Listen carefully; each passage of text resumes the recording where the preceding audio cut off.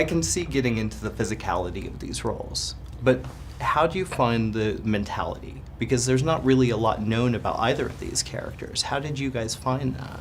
Well, yeah, as far as historical records are concerned, there's very little written about this time period. For me, there were fur trapper journals, and I think this was something that a lot of the cast read was, you know, the day-to-day struggles of these men that immersed themselves completely into the wilderness, how they survived, their thought process.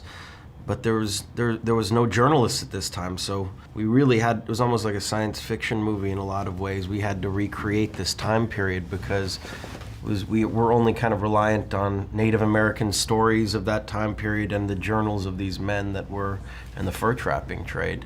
But we also had great survivalists that kind of are nostalgic about this time period, that love to recreate what it was like to live there and almost look at, you know, the fur trapper or the mountain man as like a religion in a way.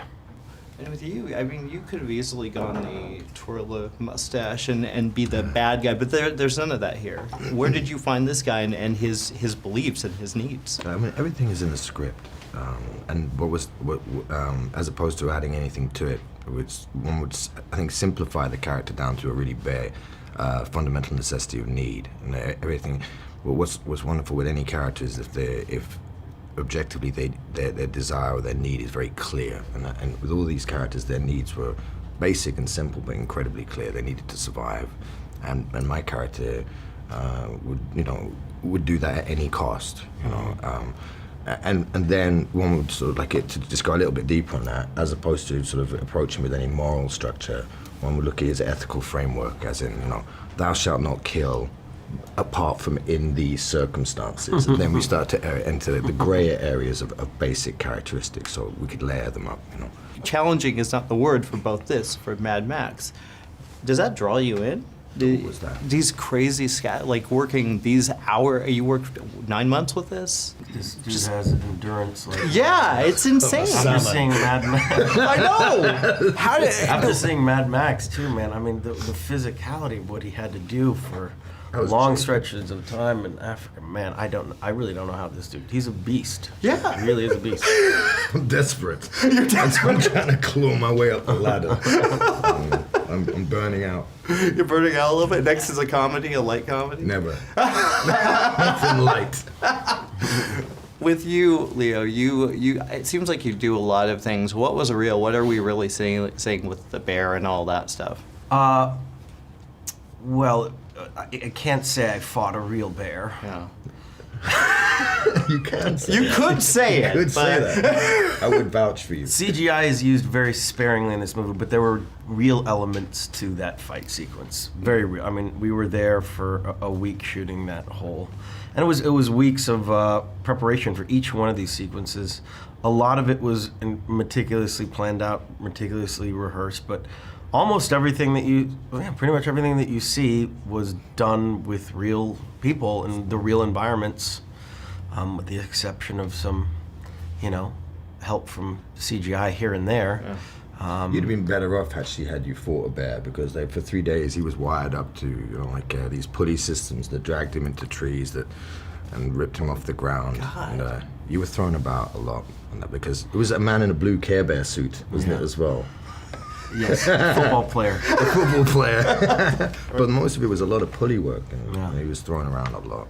You know, I'm watching this movie. I just can't even imagine the trials and tribulations you guys went through.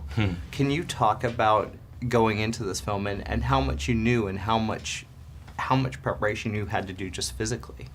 I mean, physical preparation, there was kind of nothing to be done, but like, really, because it was more in the doing of it. Like, once we got out there, the conditions were even crazier than we thought they'd be, so no prep was going to really prepare us for that. I saw the film last night for the first time in, you know, since just ADR, and I lied all day yesterday saying, you know, we knew it was going to be worth it, and it was worth it. But then I saw the film last night, I was like, oh my God, it was! My God, I know, yeah. You have to do reshoots on all those interviews. Yeah, I told the truth. It was really amazing. It was really amazing seeing it last night again. It really was, in IMAX as well, which is kind of an incredible experience. I've never, I don't think, really seen a film you know, of like epic proportions like that on an IMAX screen, and it was just phenomenal. For me, it was certainly a visceral experience. For you guys, probably even though you were there, it's probably brings on a whole new level.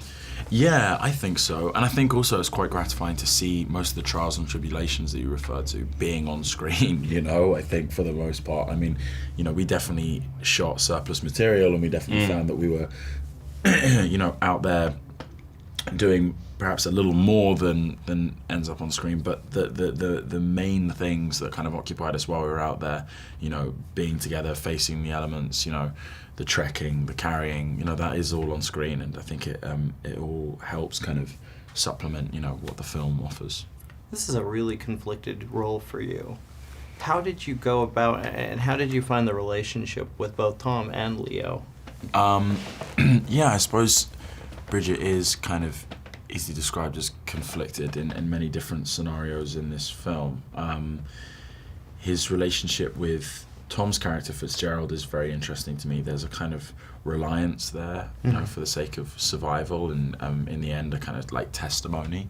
But at the same time, it's sort of laced with like an inherent, you know, mistrust. You know, I just don't think that Jim truly believes FITZGERALD is a good bloke, you know, on like a basic level. And yeah, with all of us, you know, we all were employed by a company, Rocky Mountain Fur Company, so within that there's a hierarchy, you know, starting with Captain Henry, and there's a rank to be followed and respected, and so, you know, you're operating within those parameters, and also thinking about your own will to survive, because actually I think when you come up against these kind of life or death situations, those sorts of things can easily fall by the way, and it's, you know, it's just about gritting your teeth and trying to sort of make it through. What about you? I mean, this is such a different role for you. You've played, obviously, within the past year, such diverse, great roles. How did this one stand out for you? Obviously, the script and the director, the people involved, you'd kind of jump at it every day of the week. It was such a huge opportunity to work with You did. people You who were did it every day of the week. We had to. They made us 7 day weeks. Yeah, they took it literally. You shouldn't have And said that was kind of amazing, you know, like you were going to want to do it anyway. Yeah. And the fact that I really did identify with the character, I did think he was a very strong man who starts off much weaker and, you know, really grows as the film goes on, and by the end of it is quite a force to be reckoned with. I just found that after the other work I'd done that year, I found that really, really interesting, and that was the reason to do it, you know, so I'm really happy you liked it. This is an interesting film because it's based on a true story, but you were the one character that is fictionalized. Yes. How did you approach that? Well, everyone else had something to go off of a little bit, but you had nothing. Yeah, I think for me it was being grounded in the emotion of every scene and in the character was the starting place, of course. Like what would this character feel like, and being very baseline, but going beyond that was learning the Pawnee language, and with the teacher Lauren Yellowbird, who comes from my home reservation in North Dakota, teaching me the Pawnee language, and really feeling every word pass through my body, and knowing that this character is half Pawnee and half Anglo, half white, and having this character be in this world that, in this harsh world that did exist in the 1800s, and being torn between the two worlds of one his father's life and his mother's life. So yeah. Yeah, it's a fascinating dynamic with dealing with Tom Hardy's character, who is not the nicest guy to you. Did you feel that this was almost beneficial to do like a historical look back on the time, or did you kind of go in fresh with what the script was giving you? I think, of course, it was a mixture of both. It was knowing that this history and the founding of this country had happened before, and you know, there are intense scenes in the film where it explores, like, I think the harshest scene for me to watch was the exploration of the massacre in a Mandan village, and that was the part, I think, in the film that really, really hit me hard. And so it's things like that you know is true. It's fictionalized in the film and in the script, of course, but it is a very real reality that had happened. Working with this director, especially with this project, did you have any idea what would be on screen? Because this thing is beautiful. Yeah. Literally every shot is beautiful. Oh, like what Chivo did with this film, I can't even say, like, you know, saying it's amazing or beautiful or da-da-da, like is is less than the impact of what actually seeing the film. It's a visceral experience. Yeah, and it sticks with you too, even afterwards. How was it working with Leo and finding that connection as a father and son?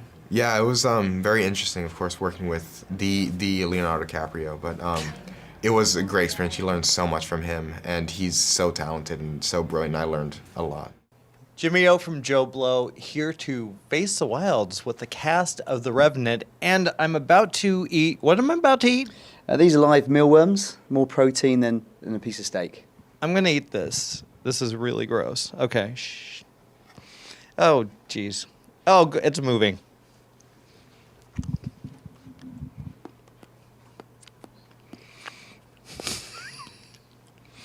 I'm not sure I could survive. This is nasty.